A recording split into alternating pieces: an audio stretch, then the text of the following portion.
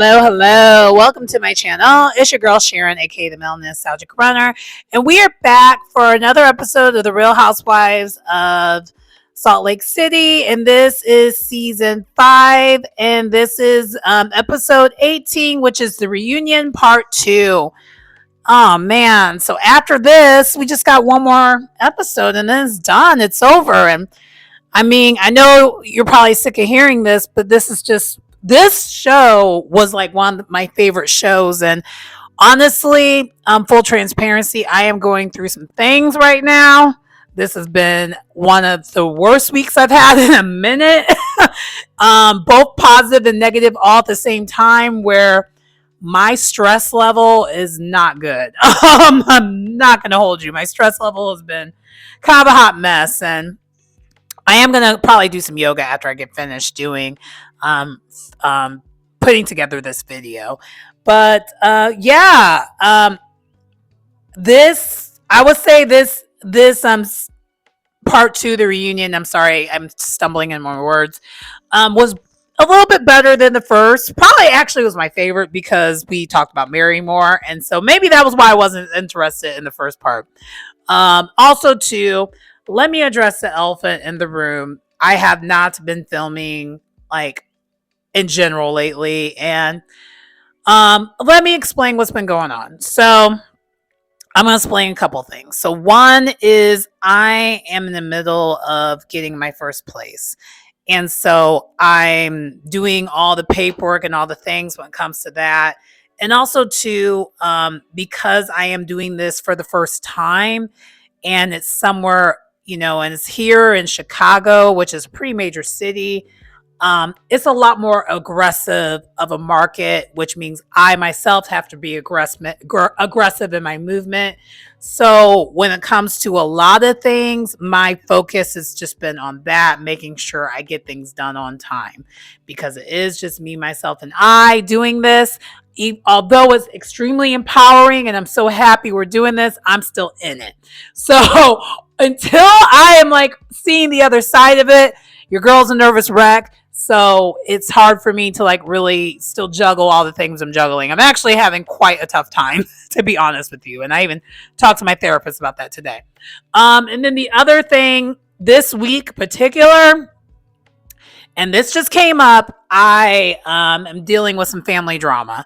Not immediate. We're not going to get into all that, but yeah, your girl's going through some things, and to the point where I took this week off. And it just seems like lately, when it comes to everything's been going on with me, I've been having to take a day off of work every day this month. And I don't know what that is, but hopefully this is a trend that does not continue, because it's been very stressful. But you know what? We're going to see the other side of it. Tomorrow's Friday, and then we're going to have the weekend, and it'll be fine. But anyway, that's not why we're here. We're here for the reunion, and let's get into that. So the reunion continues where we left off, where we have Todd, the Todd father, and John kind of going back and forth. I feel like John was trying to like kind of bump his chest and doing too much. And yeah, thank God Todd just kind of just like brushed him off, and then even like to the point where Andy kind of just helped him let it go, and so they kind of moved on. And so not Ashley, but Lisa is triple downing with her stance on how she handled the situation with the grandparents and Bronwyn, and she's apologizing to Todd. But you know what gets me is she is so clearly intimidating enough of Todd. Like, she gives Todd the respect, but she's not giving Bronwyn that respect. And like, that's literally been Bronwyn's whole point. But Lisa being Lisa, she's missing it. But also too, I also should add, after the first part of the reunion, like literally Lisa has been on social media spiraling because she's been fighting for her life in the comments, whether we asked her to do it or not. Like, she's been in everyone's channel. It's been crazy. But anyway, so then from there, they move on. They talk about Sean and the rumors and the husbands. And so really, kind because the viewer question was why, Angie, were you upset with Meredith, but you were not upset with Whitney and Monica, since especially Whitney's the one who talked Monica into bringing it up on the show when it comes to the rumors with Sean and Sean, her husband. And Angie just stated the fact that, to her, she feels like Whitney had nothing to do with it at all. And really, it was a Meredith and Monica thing together. So she's giving them equal energy. And Monica's no longer on the show for her to give her any energy. And what was kind of annoying, and it wasn't just here, it happened multiple times throughout the reunion until we got kind of that palate cleanser of the Mary of it all, is that the right side of the couch, so Meredith, Lisa, and Heather, were always piping up like as one. Like it was giving SWV, like I didn't know a girl group was here. I was so confused. So it's literally like them versus Angie, and Angie, all she's just trying to do is just explain herself. And this whole entire time, Meredith is being a complete Karen. Saying she's offended, she feels personally attacked, and she's also saying that Angie did all these mean things to her. And I will say this, Angie's season, from what people have told me, because I'm not going back to watch it because I refuse to watch season 3, but I guess season 3 towards the end, she was kind of mean to Meredith and said some not so nice things about her. But like that happened season 3. The fact that we're still carrying this bone that happened, it went into season 4, and then I feel like Meredith returned serve. And honestly, at this point, I thought with the burn book, I thought we were supposed to be done with this, but clearly not, because Meredith never even participated in the burn book, which, by the way, I feel like they should mention that in the reunion, but that's neither here nor there. But then really one of the things that Angie has slammed Meredith about was, even though it was meant to be shady, it was a fact that Meredith rents all the time. And Andy pipes up and he's like, why is that an issue? That's true though. And Meredith is just talking in her the best Karen way she can. She's like, well, it was not, she said it in a way where it's meant to be shady and not nice, and like just doing the most. And I love Meredith, but I also can't stand Meredith all at the same time, just because she's so drama out.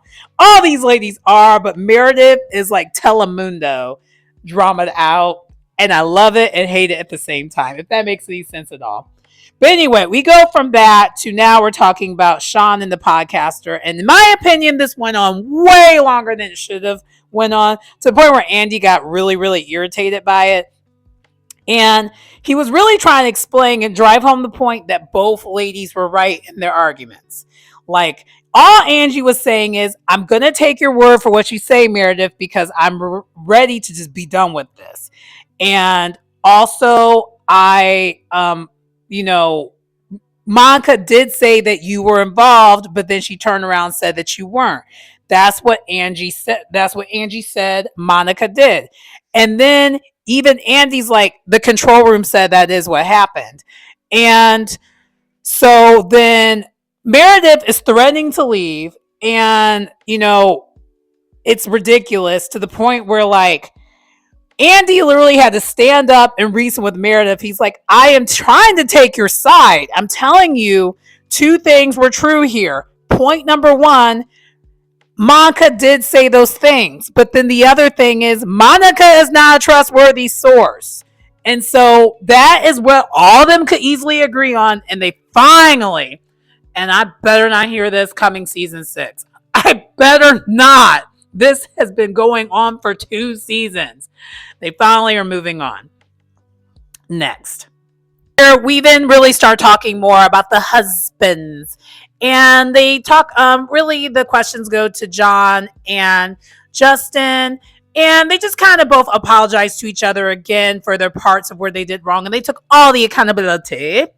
And both of them agree that they thought things were worse than how it did, how they did worse than how it actually looked on the show. So when you go back to the show and look, when they went back to watch a show, it wasn't as bad as how they remembered. So there is that. So that's good. Let me see what else happened here. And then from there, we talk about the circle jerk of it all. And again, the peanut gallery, because I'm about to call them three, the peanut gallery will not shut up. And Angie has the whole entire time, poor Angie, she's literally just trying to drive home the point. We just deaded this rumor, and now by you saying this, you're bringing it right back up again. Like, you're not helping, you're perpetuating the problem again. And then Angie even stated that, like, look, like, because you brought this up, like, my Electra is getting trolled by like the Bravo universe on her IG, and it's like not okay. And Heather needs to find a business of her own, is chiming in like, well, you said mean things too, Angie. It's like, girl, oh, please find some business. Like, I'm not gonna hold you. The peanut gallery thing was really, really annoying for me. And I just wish some of the Real Housewives of Atlanta stars like a Kenya Moore or someone like that could shut that side down, because I promise you, if they were on the Real Housewives of Atlanta, them three could never. They could never. Like, the Karenisms would not work at all. Anyway, so then from there, they talk about Todd and Bronwyn more.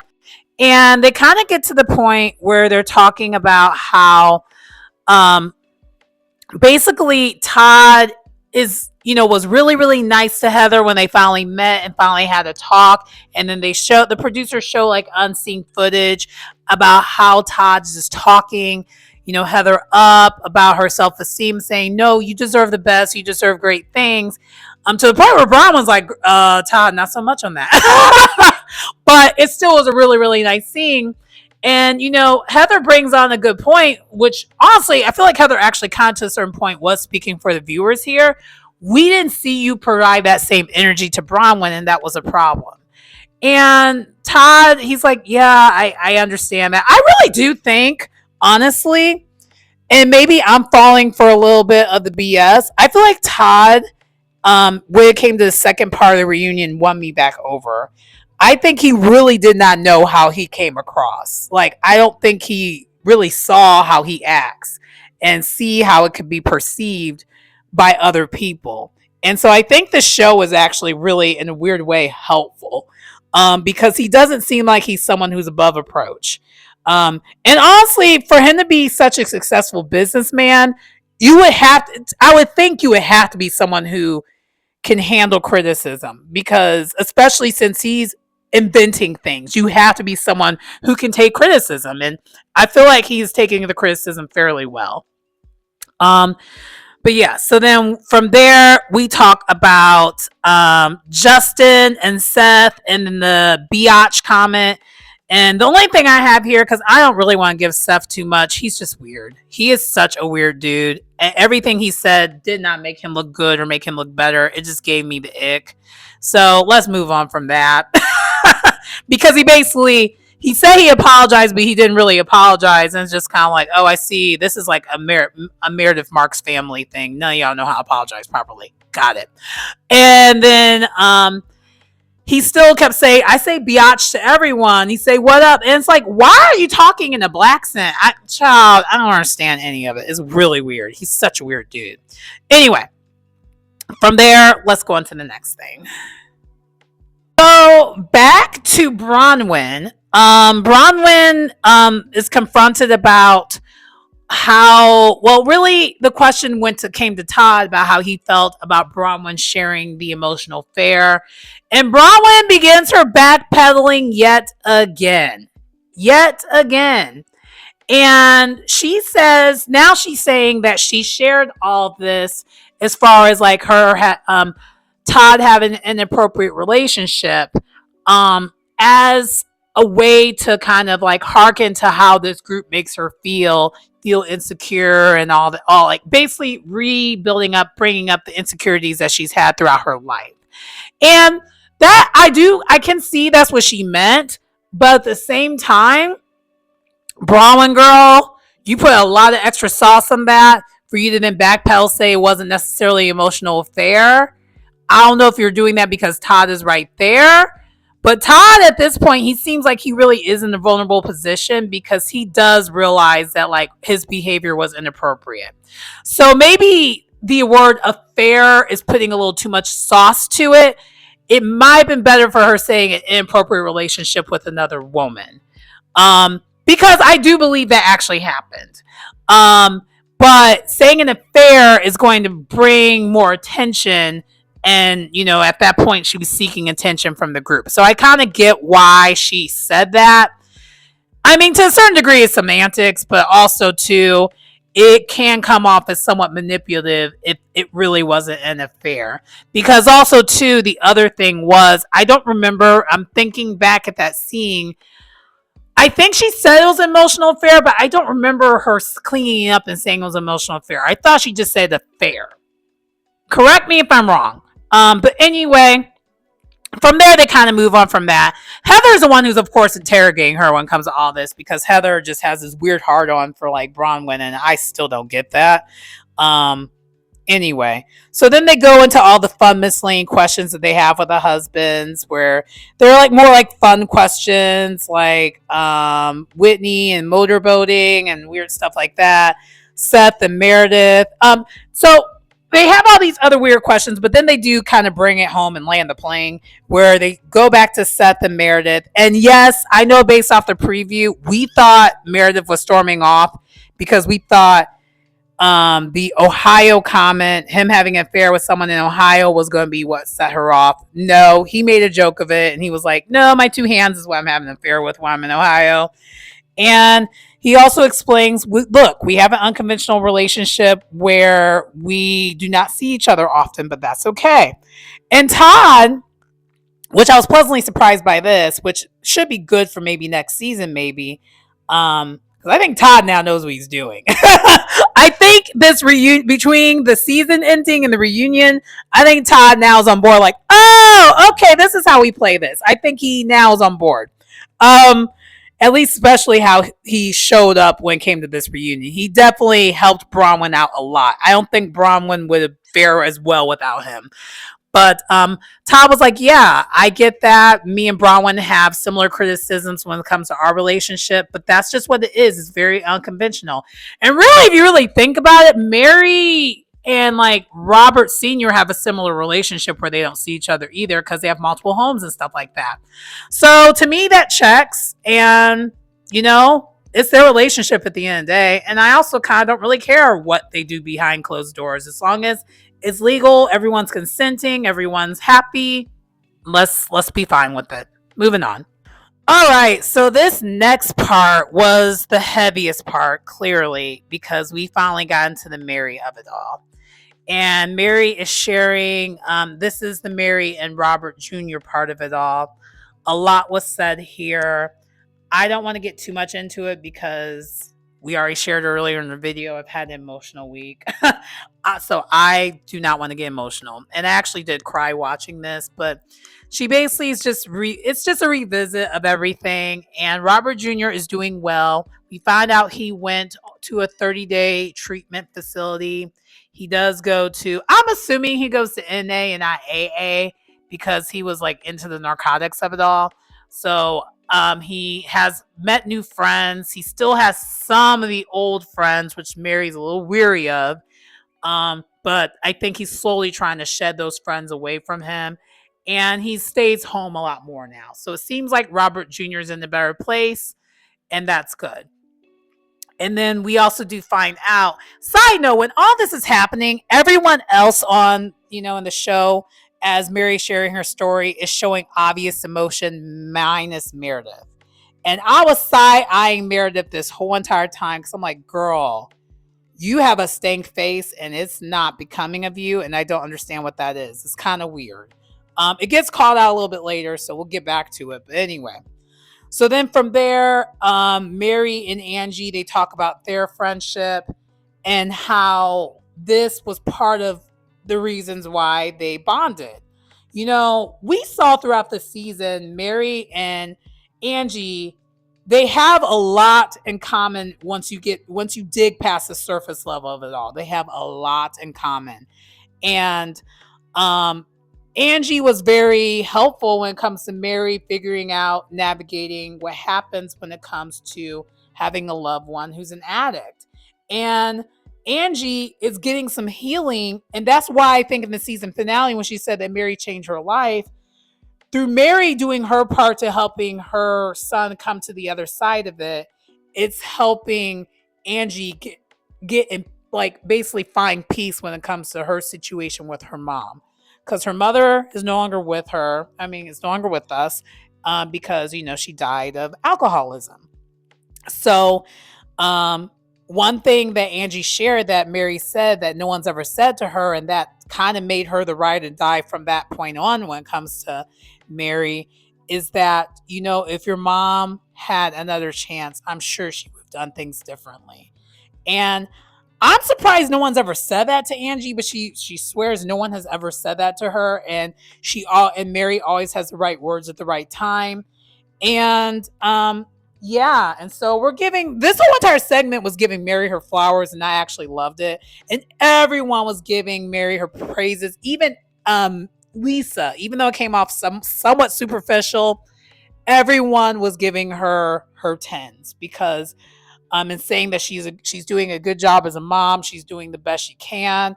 Because I think at the end of the day, past the surface, even Elisa Barlow knows someone who has a problem, like this kind of a problem, a substance problem, because it's so common that I feel like everyone has somebody who has dealt with this. So it's just hard to not relate to it, to be honest with you. And then from there, we see that Whitney the whole entire time is trying to hold back tears, and then she just finally breaks. And part of it is, we know from season 1 of this show, Whitney's dad is an addict, and she doesn't have contact with her dad to this day because she still doesn't have contact with him because of his addiction, and because he's still in the addiction. And so Whitney shares that this helped her explain to her kids why they don't see grandpa, and also helped, make things easier. So Mary really did do the Lord's work when it came to sharing the story with the world. And even Heather was just like, because one of the questions in after this came up, so moving on from that, was anyone in the group surprised how close Mary and Angie got when it came to their friendship? And Heather was the only one brave enough to pipe up. And I feel like everyone really feels that way. But Heather was the only one that was brave enough to pop up. And she was like, look, I was surprised by it. But then once you dig past the surface, it makes sense.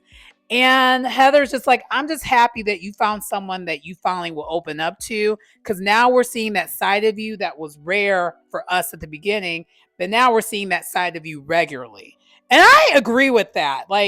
This was definitely a different Mary. I think this is the real Mary that's been hiding from us this whole time. But if you look back at how the cast was up until this season, she had a lot of people there that were not going to help her open up.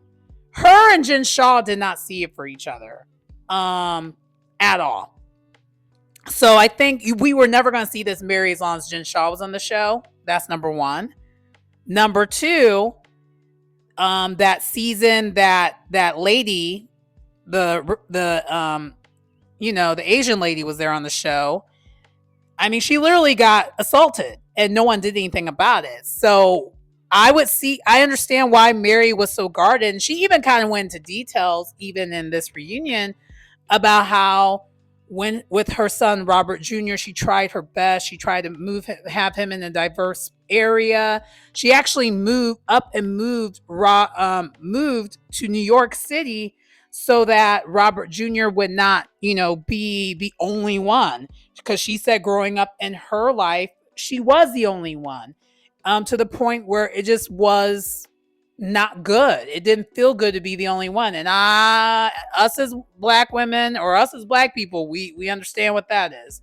And so being in a fairly predominantly white cast and like city again, it probably is harkening some old feelings when it comes to that as well. So I would say this reunion when it came to Mary was a huge success because we are learning to understand Mary more and see her as a person, and I love that for her. So then from there, let's go into the other things. So then from there, Andy asked, like, how is her church coming together? And we find out the renovation is complete and she is opening the congregation back up, and slowly they're building their congregation back. So that is finally a thing. Side note, there is something going on that I heard, according to blogs, about a lawsuit. I'm not going to get into that. I'm just not going to do that. So let's just leave that alone. But I just want to let you know it's there. You can Google it if you want. Anyway, and then two other things. We kind of lined it up when it came to Mary and the tampon situation. And apparently it works.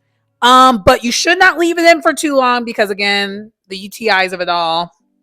And honestly, I personally wouldn't recommend it unless you absolutely have to do this. And I wouldn't even recommend it at all, in my opinion. But like, I still find it. I'm like, I'm just gonna find a restroom and just call it good. My opinion. But the other cast members said they tried it and it actually works. And it says you just gotta do it for 6 minutes. Don't do it longer than that. And then that's it. But I would not. I don't know. I just don't think it's a good idea. And I certainly would make a habit out of that. But neither here nor there. Also, too, I think we got to remember, up until this season, Mary didn't really go anywhere like that. She was kind of a homebody, so like she probably would not have to do this trick that often. But anyway, neither here nor there. And then Andy kind of got shady here, and he was like, so how are things with you and Meredith? And Meredith is still kind of somewhat making it about her, which is my irritation when it comes to Meredith and why I don't really trust Meredith. And I think Mary tried to be as diplomatic as she can when it comes to this reunion because, I think she's just really trying to watch her words to a certain degree. And because she kept saying that her and Meredith are different kind of friends. And how I translate that is y'all are surface friends. You are not really friends for real like that. So like certain things like that, you're just not going to share. And Meredith just says, I feel hurt. And Mary's like, look, I felt, I saw you. I was very appreciative that you reached out to me. I appreciate all the love and support from you. But then they got to the tea of like what Meredith said about her feeling used. Meredith actually did end up apologizing about it. Like a straight up apology. She tried to dance around it, but Mary was not having it. So she did actually do the apology, and she was like, look, I just felt that way at the time. I was kind of in my feelings. I don't think that's what you were doing. And Mary's like, I was not doing that. Let's just make that clear. Which if you go back to like one of my reviews, I stated I didn't think Mary was doing that because if you know the history of the show, Mary is the reason why the show was created because of how kooky and interesting her personality is. So I know that's not true in my personal. But anyway, so they do end up hugging it out at the very end, and kind of ties the second reunion with a bow because it seems like now Meredith and Mary, they are in a good place. There's still going to be that certain level of friendship. But then as they're hugging, Mary's like, I want you. She kind of, says something to Angie. I want you to fix it with Meredith because I love Meredith.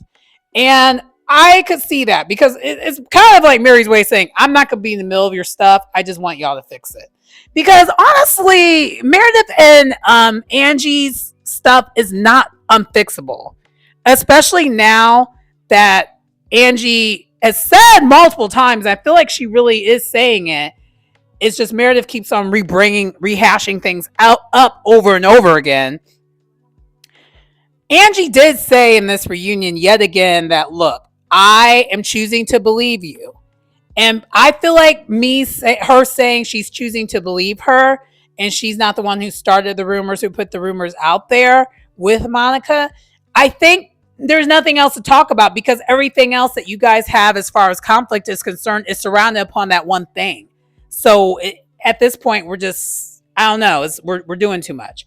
But anyway, overall, like I said, I did really like the second reunion. Meredith, not Meredith, but yeah, Meredith, girl, you being Telemundo is getting me.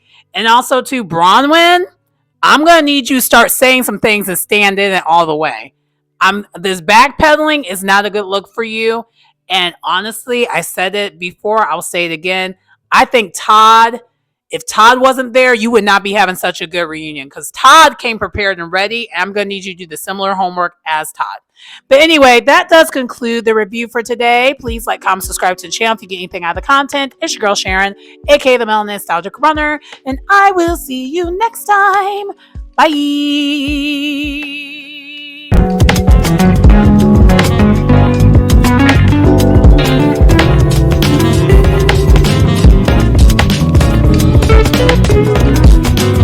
Hi there.